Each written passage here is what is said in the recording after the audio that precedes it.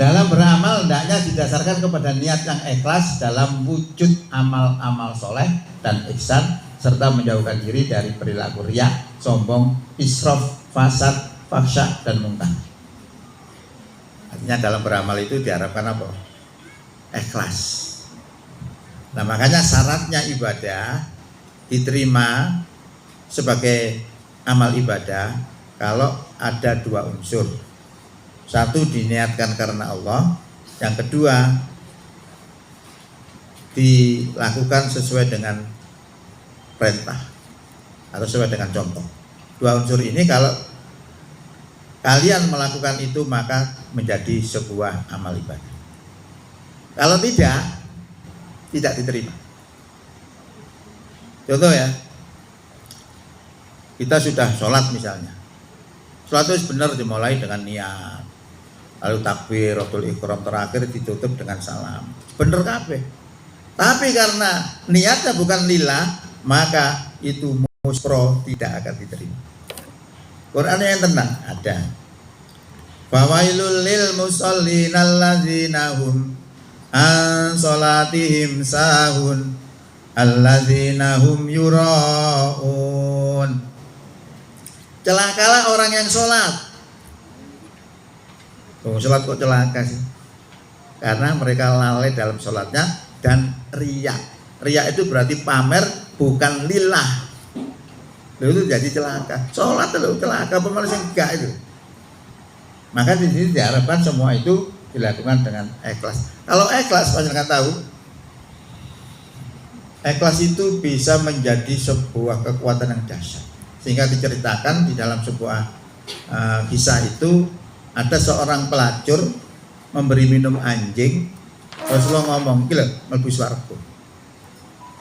Kayak iman ngombe kiri tok mlebu swarga. Kenapa seperti itu?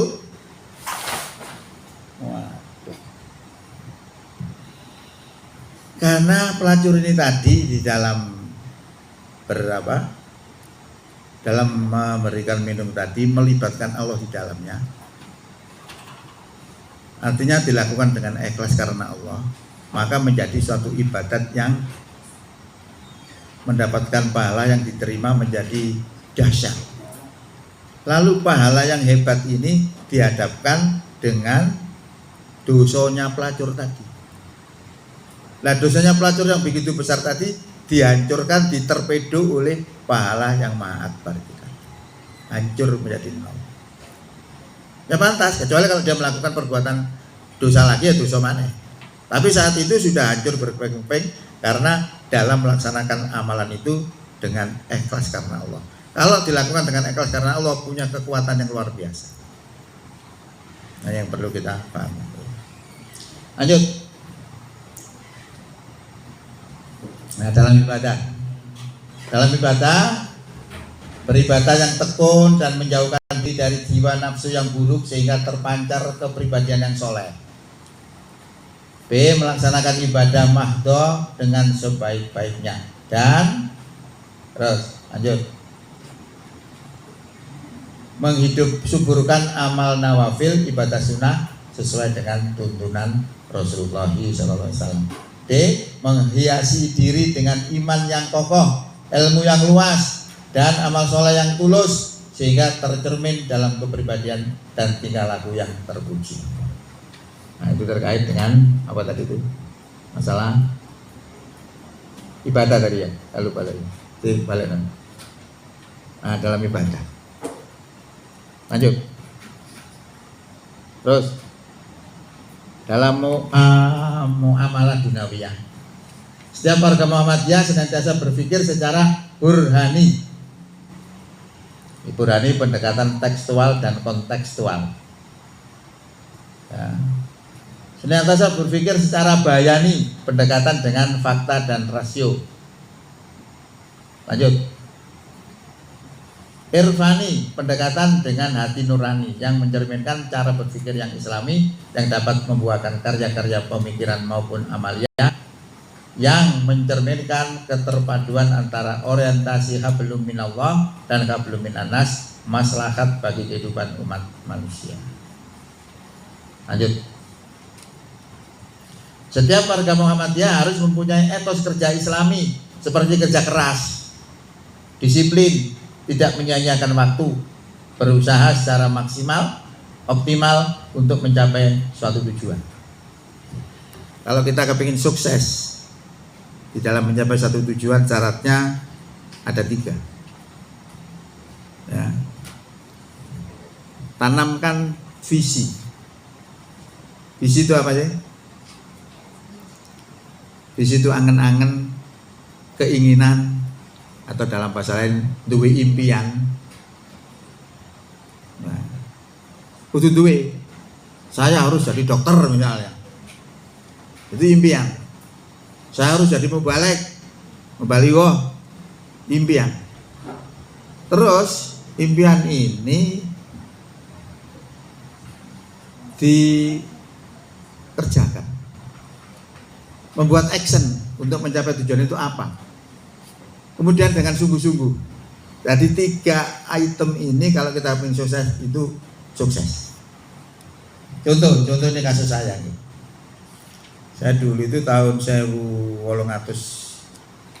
itu saya punya cita-cita kepingin duwe perusahaan, padahal gak kablek duwe. Duwe cuma 100.000. Masih saya itu aja didik ya. 120.000. Tapi saya punya cita-cita kok kepingin duwe perusahaan sepatu ya. Padahal saya nggak ngerti laki perusahaan sepatu. Nah, di situ karena saya punya cita-cita, lalu saya rank. Saya harus berbuat apa? Saya harus menghubungi sana, menghubungi sini, harus belajar ini, belajar itu. Dan itu saya laksanakan. Tahap-tahap itu ternyata betul berhasil. Nah, itu salah satu bentuk kalau kita kepingin sukses. Baik, lanjut. Nah, sekarang kita lihat dalam kehidupan berorganisasi menjadi tanggung jawab seluruh warga dan lebih-lebih pimpinan Muhammadiyah di berbagai tingkatan dan bagian untuk benar-benar menjadikan organisasi atau persyarikatan sebagai gerakan dakwah yang kuat dan unggul dalam berbagai bidang kehidupan. Lanjut. Dalam menyelesaikan masalah-masalah dan konflik-konflik yang timbul di persyarikatan, hendaknya mengutamakan musyawarah dan mengacu pada peraturan organisasi. Mana organisasi kono ruwet, urusan macam-macam, geger. Rujukannya kembali di sini. Aturan organisasi ada enggak yang menyelesaikan masalah itu? Ya, yang memberikan kemaslahatan dan kebaikan serta dijauhkan tindakan-tindakan anggota pimpinan yang tidak terpuji dan dapat merugikan kepentingan persyarikatan. Nah, ini bisa dilihat di anggaran dasar atau anggaran rumah tangga atau PO, pedoman organisasi. Jadi anggaran dasar, anggaran rumah tangga itu adalah alat untuk menjalankan organisasi, untuk mengukur orang itu melanggar atau tidak, itu bisa dilihat di dalam peraturan persyarikatan. Persyarikatan itu ya organisasi ya, dalam Muhammadiyah disebut persyarikatan. Jadi persyarikatan itu masuk kategori Arab Indonesia. Per itu berarti Indonesia, syarikat Arab. Lanjut.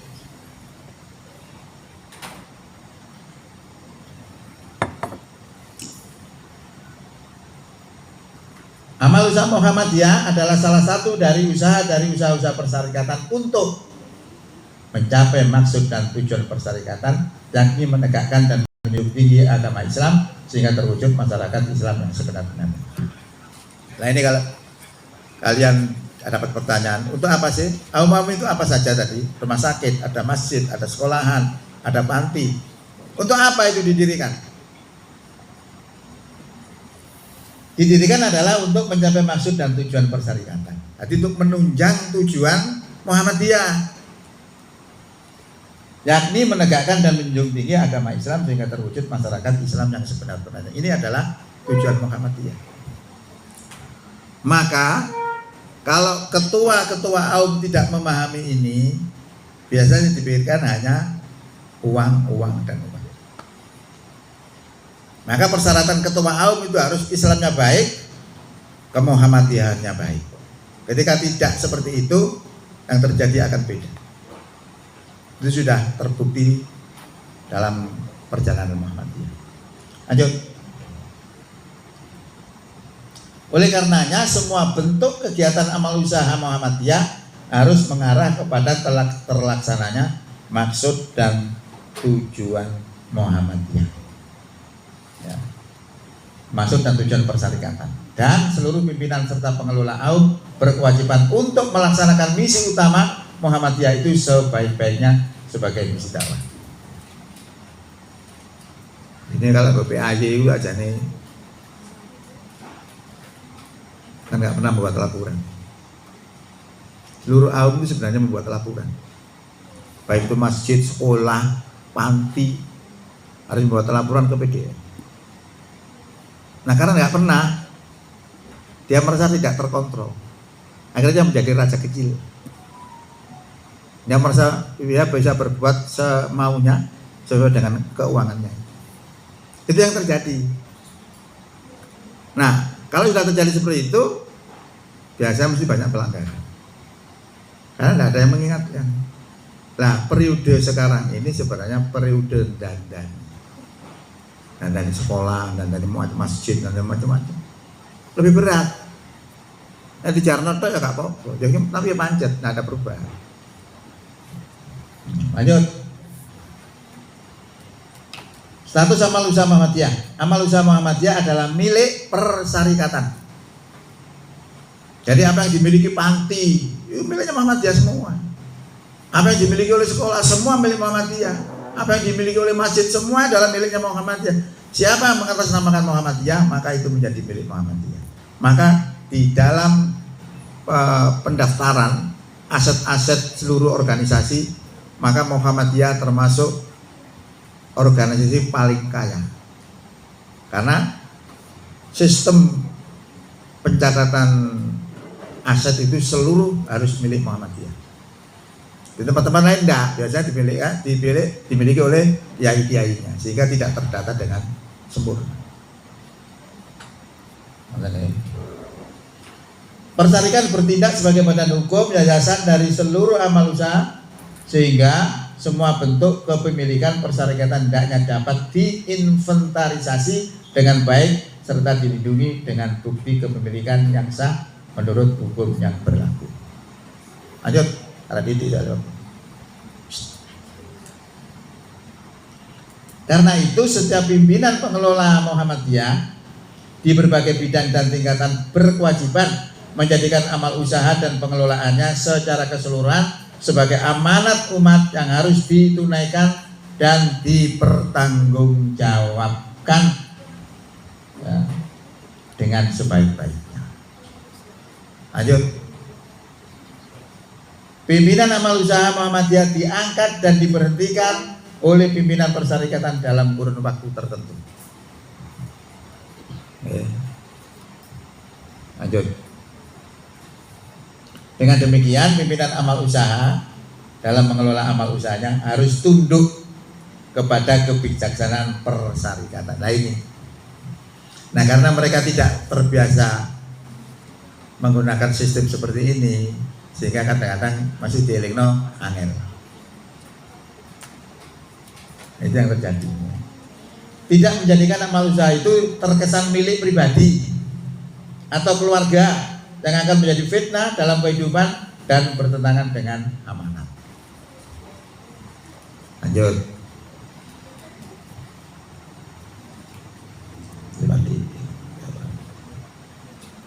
Empat, memahami secara tepat fungsi amal usaha tersebut bagi persyarikatan dan bukan semata-mata sebagai pencari nafkah yang tidak peduli dengan tugas-tugas dan kepentingan-kepentingan persyarikatan. Ini hanya mengingatkan ketua-ketua AUM. Seperti rumah sakit, contoh rumah sakit. Rumah sakit itu karena kurang memahami atau bagaimana ya, sehingga hubungannya itu masih kurang baik, sehingga yang dipikirkan hanya membesarkan rumah sakit saja. Dia tidak mengerti bahwa rumah sakit itu didirikan untuk apa di Muhammadiyah itu, untuk menunjang tujuan Muhammadiyah. Sehingga keuangan itu sebenarnya kepentingan untuk mengembangkan rumah sakit, juga untuk kepentingan dakwah di Muhammadiyah itu sebenarnya begitu. yang benar. Bukan rumah sakit itu kewedena lali sing gawe. Siapa yang membuat PDM? Oke. Lanjut. Pimpinan amal usaha Muhammadiyah senantiasa berusaha meningkatkan dan mengembangkan amal usaha yang menjadi tanggung jawabnya dengan penuh kesungguhan. Ini membentuk gambaran mental ketua AUM. Lanjut. Pengembangan ini menjadi sangat perlu agar amal usaha senantiasa dapat berlomba-lomba dalam kebaikan atau fastabiqul khairat guna memenuhi tuntutan masyarakat dan tuntutan zaman. Lanjut. Pimpinan amal usaha Muhammadiyah berkewajiban melaporkan. Nah ini. Pimpinan amal usaha Muhammadiyah berkewajiban melaporkan pengelolaan amal usaha yang menjadi tanggung jawabnya, khususnya dalam hal keuangan atau kekayaan kepada pimpinan persyarakatan secara tanggung jawab dan bersedia untuk diaudit serta mendapatkan pengawasan sesuai dengan peraturan yang berlaku. Nah ini AUM hampir tidak ada yang pernah melaporkan di Muhammadiyah. Lanjut. Pimpinan amal usaha Muhammadiyah harus bisa menciptakan suasana kehidupan Islami dalam amal usaha yang menjadi tanggung jawabnya. Nanti nek amal usaha itu kudu Islami. Sebagai salah satu alat dakwah, maka tentu saja usaha ini menjadi sangat perlu agar juga menjadi contoh dalam kehidupan masyarakat. Misalnya rumah sakit ya pelayanan sing apik, sing Islami. Nek sing nglayani metoto ayo akhirnya diceritakno nang kanca-kancane. Oh ya ngono iku gak tepak iku. Jahat perawate.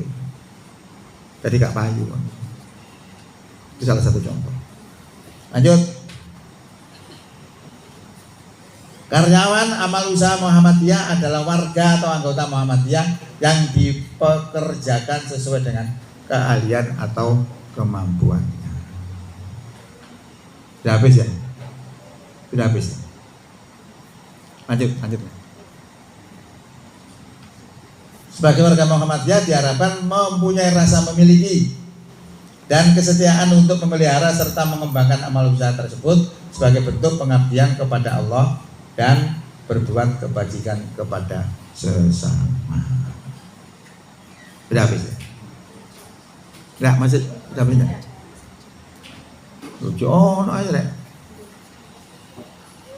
Sebagai karyawan dari amal usaha Muhammadiyah tentu tidak boleh terlantar dan bahkan berhak memperoleh kesejahteraan dan memperoleh hak-hak lain yang layak tanpa terjebak pada rasa ketidakpuasan, kehilangan rasa syukur dan bersikap berlebihan. Ya, saya kira itu ya. Sudah habis ya. Terakhir ya. Lu kok suwe sih, pegel.